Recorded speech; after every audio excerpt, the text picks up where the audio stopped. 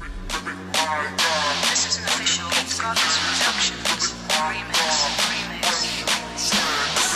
What's up, y'all? It's Bree from Young, Saving Free, and I'm back with this week's Tuesday talk. Y'all, I done recorded this video like 4 times, and I kept forgetting stuff, and I'm like, you know what? I'm gonna just redo it today since my makeup is already done because I was supposed to go somewhere, and I ended up not going. That's another story for another day, okay? But, you know, we're just gonna go ahead and get into it. For everybody that's new here, welcome. My name is Brianna. I am the founder and creator of Young, Saving Free. Also, if you've been here for a while, thanks for tuning back in. I hope everything is going well with y'all, your mama, your family, all that. I just hope everything is going great for you, right? And everybody, right? So make sure, this is some real tea right here.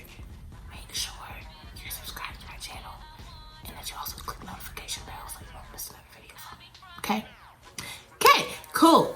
So now I guess we can go ahead and get into it, and we are going to be talking about appearance, okay? So I feel like I've talked about this before slightly, in a certain sense. If I can find the video, I'll probably link it in the card somewhere up there. But yeah, I've talked about this before, I think, but not because of this certain situation. So I was on Facebook one day, and if I could find the post, I've been looking for this post high and low, y'all. I cannot find this post anywhere. But it was a post about a girl who went into a church, and for lack of a better word, she was dressed like a stud. And the ushers put her in the back of the church because of how she was dressed. And in spite of that, she still gave the biggest offering when it was time for offering. So if y'all know me, which I hope y'all do, y'all know why this was an issue for me. You know, like you already know why this was an issue for me, right? So first things first.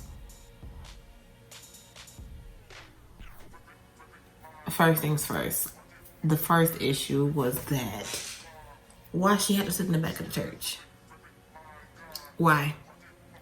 Was there no other seats anywhere else? Like, I need to know what the issue was. Why does she have to sit in the back of the church? Because my spidey senses are telling me that she was put in the back of the church because of how she was dressed. And this is what I have an issue with, people, because y'all know I love church. I love church. I live for a good church service. Like, y'all know, if y'all know where I come from, I live for a good church service. However, I cannot stand church folk. And I will say that over and over and over till I'm blue in the face. Like, because when I tell you I cannot stand church folk, because it makes it, church folk, to me, they try to make Jesus this exclusive thing that only they can have, and people that don't know him can never get to know him. And that's just not the case. That's really not the case at all. Like, Jesus is available for everybody. You don't have to have a certain look. You don't have to dress a certain way for God to be available to you.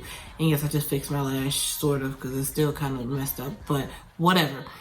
I'm gonna just keep talking. So, Jesus is not an exclusive thing, and I cannot stand that when people try to make it like that. Like, I've told this story before about how when I was a little girl, I wasn't a little girl, I was like 16. I went off of one of the elders at my parents' church because he told my grandmother that she was not saved for real because she did not go to their church. No. That's what we're not doing. We're not doing that. Like, that is the one thing we're not doing. Like, as much as me and my grandma go at it sometimes, I don't play by her. No. We're not going to do that. And on top of that, there is nowhere in the Bible that says that you have to go to the Church of Christ to be saved. Literally that denomination. Like, not just believing in God. You know what I'm saying? Like, that was the first issue for me with this situation. Like, how are you just going to put this girl in the back of the church? Everybody needs deliverance. Everybody needs healing. Everybody needs something from God. We don't all have it all together all the time. So, and I'm not saying that just because you go to church means that you need God to do something all the time, but you have to understand, like, Just because somebody is in a certain place right now doesn't mean they're always going to be that way. I'm not saying that she is going to be delivered from lesbianism if she was even a lesbian. Some girls just dress that way. You know what I'm saying? That's just how they're comfortable. That don't necessarily mean that they're gay. It may look that way. And I mean, if I was them, I would probably assume that she was gay, but it doesn't necessarily mean that she absolutely is, right? I gotta sneeze. Oh my gosh.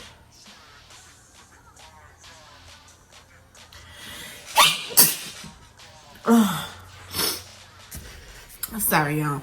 But it doesn't mean that at all. And I wish people would stop putting their own insecurities and their own beliefs on God. Like, that's not what that means. Like, God loves everybody. Like, don't do that. Then my second issue was my second issue is that they were so caught up on her appearance. They didn't ask her any questions. There's nowhere in the post that says they asked her any questions, that they were even friendly to her. This is the issue with the church that I have, right? So they look for members. They try to recruit all these people to become members. But then when people get there, they don't treat them like they're supposed to be there. I have an issue with it. I'm not going for it. I don't care what the explanation is for that. I don't excuse that. Because the Bible teaches us on more than one occasion to love thy neighbor as thyself. It says it on more than one occasion in the Bible to do that. So why is it that even if they're not your physical neighbor, like they live next door to you, if they came to your church, they're sitting next to somebody, so that's your pew buddy, that's your pew neighbor. So why you can't love them as yourself? So because even if for me, if I go into a church and I want to know that it's home, if I go home, somebody's gonna speak to me. If I go to my mama's house, somebody's gonna speak to me. If I go to my grandma's house, somebody's gonna speak to me. But if I come into where I think is my church home and don't nobody speak to me, it's not home. It's not. And you have to, in order to be friendly and to get friends, you have to be friendly first. And that's the thing. Like, she could have came in there with like the biggest smile and nobody spoke. Like, that's just not right. This is not right. It's not right. It's not right. And they didn't speak because they were so caught up on her appearance. And that's the thing. Mind your business. Like, people, mind your business. Mind the business that pays you. Please, like, oh my God, if it doesn't concern you, then why are you worried about it? But that doesn't mean you have to be ugly. Don't be, that appearance is worse than whatever she has going on. Appearing to be ugly and appearing to be stuck up and looking your nose down on people, you know what I'm saying? That's worse than whatever you feel like she has going on. And so for me, I wish people would look past what people were wearing to church, because sometimes you just don't know what people are dealing with. You don't know what they, like, that was the only thing they had. That was the best thing they had. Like, you just do not know. You don't know what they got. And if you got a problem with what she wearing, buy her some clothes. Quick. That's a quick fix. Okay? So, like, I'm at the place now where I have to be solution driven. Like, you ain't got a solution, then you the problem. Like, you can't complain about it. You have no right or room to complain about it if you do not have a solution to offer to fix the problem.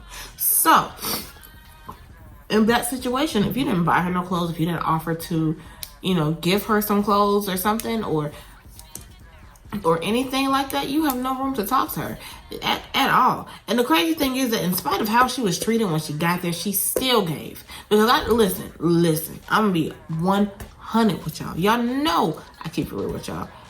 If I don't feel comfortable, I'm still not sewing. I'll sew in my home church or sew into a different church. I'm not sewing if I don't feel comfortable in that place. Just not doing it. You can't make me. I don't care. The Bible doesn't say where you have to sew. I sew into where I know it's good ground. Okay? So, and that says so much about her for her to sew in that. But even besides that, I think even outside of this situation, people just get too wrapped up in people's appearance, period. Like, why do people care so much about appearance? Like, yeah, at some point there needs to be a little bit more accountability on what you wear to church, depending on the kind of church you go to. So, like, I come from a Kojic church. We run, we might jump pews, you know what I'm saying? We might shout a little ugly sometimes, depending on how serious it is. If I go into church wearing a dress that is 2 inches below my what do I expect to happen? Something is going to be exposed somewhere, right? And it would be wrong of me to wear that because I already know how service goes. The services at my home church are consistently that way. So why would I wear something that I knew was going to be exposed in? You know what I'm saying? Like, I have to be accountable in that area. But if I've never been, or if I don't know, if I don't have anything else to wear, then I have to wear what I have. They gonna get all of this today, like literally, because what I'm wearing is not as important as what I'm going for. I'm going to get what I need from God. That takes over everything. I don't care. And like, even when it comes to religion, I feel like religion puts this stigma on you have to dress this type of way. I am Southern. Like, I grew up in Georgia. My mama is from South Georgia / St. Petersburg, Florida. And you know what I'm saying? Like, growing up, going to church, like I told y'all, I grew up in the Church of Christ. And growing up, the church we went to was very dressed down. Like, the pastor, or the minister, excuse me. He wasn't really a pastor. He was not ordained as a pastor. But the ministers, they would wear jeans, or like, you know, the youth minister would wear like slides and dress pants. Like, it was a really lax environment. However, keep in mind, I told you my mama is Southern and my daddy is from South Carolina. When it was time for us to go to church, me and my sister looked like Easter Sunday every Sunday. Okay? Every Sunday. We wore the big poofy dresses with the petticoats, the white stockings that you can't see through and they itch like crazy, and the lace socks, and the patent leather little buckle shoes. Listen, curls, sponge roller curls, all of that. Like, we looked like that every Sunday. But what I realized, going there, granted, I will never go back to that church ever in my life. But what I learned from being there was being saved doesn't have a look. Granted, I question the level of faith, because you know there's a different level of faith. Of course, there's different levels of faith. Whatever. Like, you start off with the size of a must see, but that don't mean you stay there. But that's another, that's another story for another day. We're gonna talk about that later on. But there's always, I think, especially with the Black church, there's a stigma that you have to come to church dressed this way. And I don't really know where that came from, to be honest. I wish I would have looked into that a little bit more to see where exactly it came from, because a lot of that is tradition. You know, like, I remember even at my home church, we had a whole summer where it was dressed down the entire summer. It was like the best thing ever for me, okay? Like, the best thing ever, because it was hot. I lived in Georgia. It was hot, okay? But it didn't take away from the service. Me being dressed a certain way did not take away from anything. It didn't matter if I had on heels or if I had on flip-flops. Didn't matter if I had on jeans or if I had on a skirt. So, and like, and that's even still, because the church that I come from, I told y'all, it's Kojic. And so sometimes, like, my pastor, my first lady, they don't care what we wear. They don't. Like, I dress church attire every time. But, and I really, really rarely wore pants. I just didn't. I don't know. I had to think about pants. But I know, like, when we went to my pastors are also fairly young. My pastor will be 40 this year. So, and I've been going there since 2016. So, obviously the mindset is a little bit different. But when we go to, like, the older churches, like the headquarters church, they always tell us no pants. No pants. Not that they have an issue with it, but if y'all know, older people, you can't save nobody from older people. You really can't, because older people gonna say what they want to say, and then it's just, you gotta be respectful. But then it's like, at the same time, they're so stuck in their ways that even if you try to explain to them why you wore what you wore, it didn't even matter at that point. Like, it really did not matter because they're gonna think what they want to think regardless. So, and it's so funny that I say that because I think about my sister. My sister, she's a pastor, and my sister, she don't care what she wear. She'll preach in fishnets and in a pencil skirt, mini skirt, whatever, sweatpants and heels. Like, she literally just preached in sweatpants and heels this Saturday. She don't care because anointing doesn't have a look, right?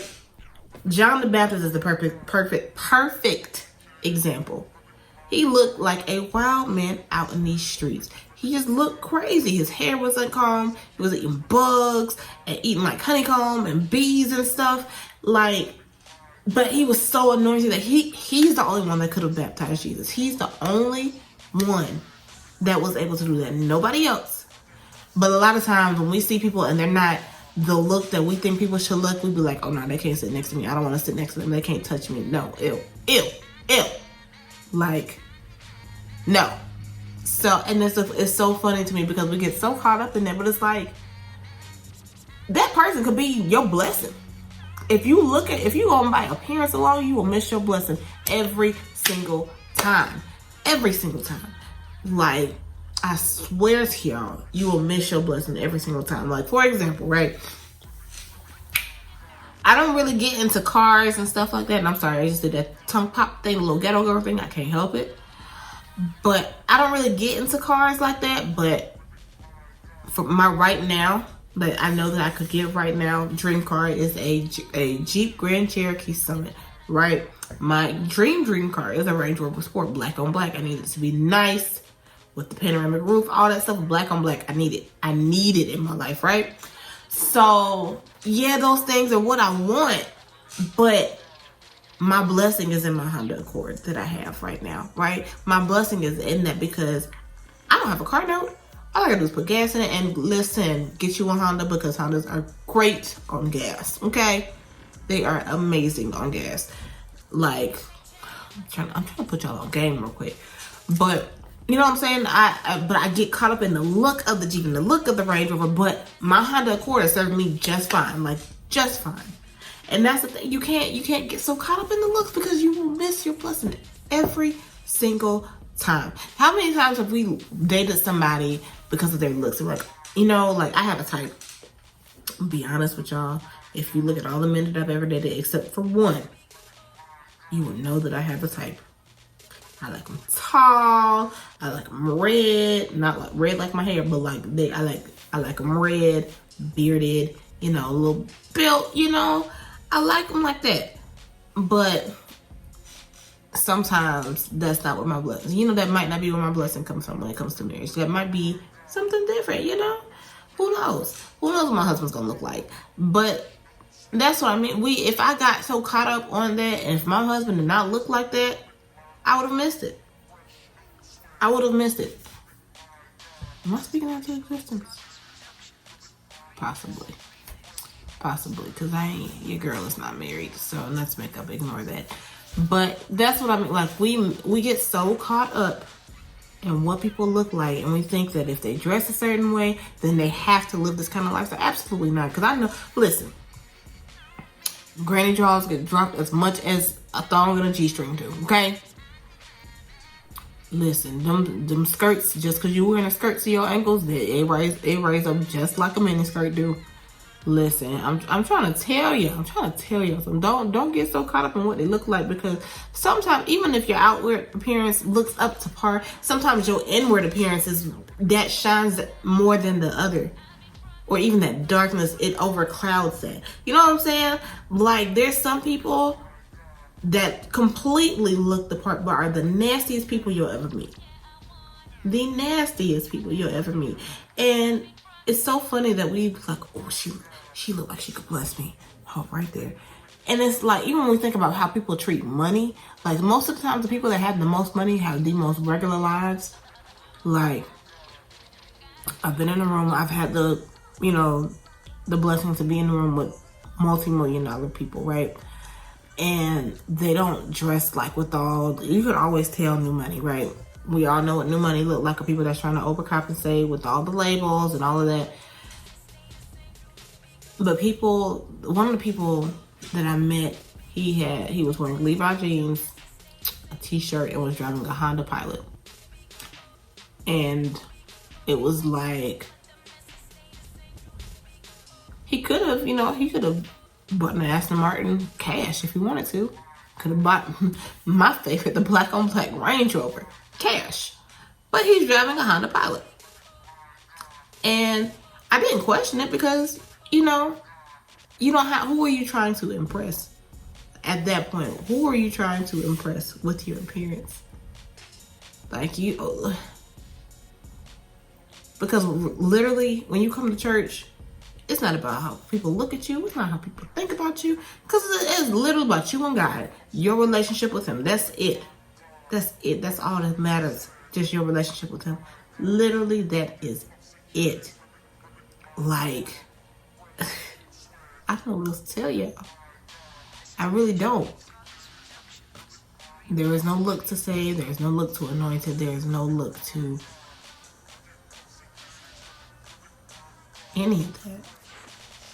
God is who He is, and whether or not you look a certain way, He can still move through you. Whether or not you dress a certain way, He can still move to you. He can still get you your breakthrough. He can get you all of that. It's not based on your outward appearance. It's based on the depths of your heart. Are you sincere about your relationship with Him? But I think that's all I have for y'all. So be sure to like, comment, and subscribe, and I will see y'all in the next video. Bye.